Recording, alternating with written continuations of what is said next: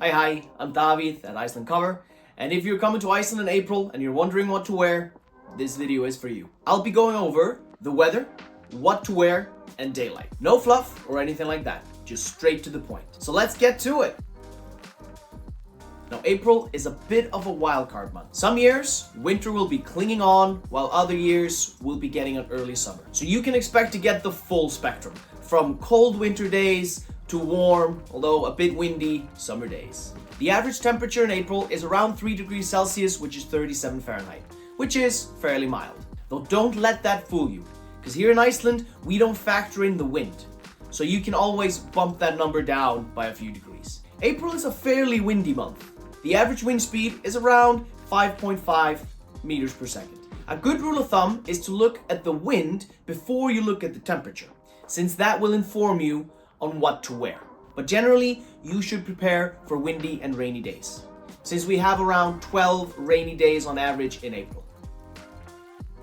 Thankfully, in April, we're saying goodbye to the dark and seasonal depression. The days are getting longer, and we have about 13 to 17 hours of direct daylight, depending if you come early or late in the month. As the days get longer, the likelihood of seeing the northern lights diminishes greatly. And after the 15th of April, I would personally not recommend booking a Northern Lights tour. On to the clothes.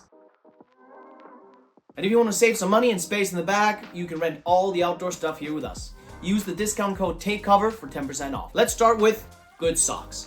These socks should be breathable, dry fast, and keep you warm.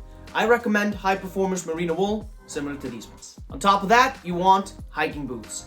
Ideally, you want them to be Gore-Tex or similar, water resistant, breathable, good ankle support, and grip underneath. Because you can expect it to be windy, rainy, and muddy, good pair of hiking boots are a must. And if the days are good, bring a pair of running shoes. For base layers, I recommend thermals. Thermal underwear is great all year round. I always recommend bringing these to Iceland. They keep you warm and they dry fast. Now, if it gets super windy, you want to throw on a pair of sweatpants on top of that. Ideally, you want them to be from a sports brand because they tend to breathe a bit better. Then, on top of that, you put on the outdoor pants. Now, depending on the wind, I would take out the sweatpants and just put on the outdoor pants on top of my thermals. These are designed to protect you from the wind, help insulate the heat, and of course protect you from the rain as well. Then for the upper body, I recommend a hiking sweater, something breathable, something thick like a sweater like this one, maybe a hoodie, again preferably from a sports brand because they tend to breathe better. And then for the outer layer, you have two choices.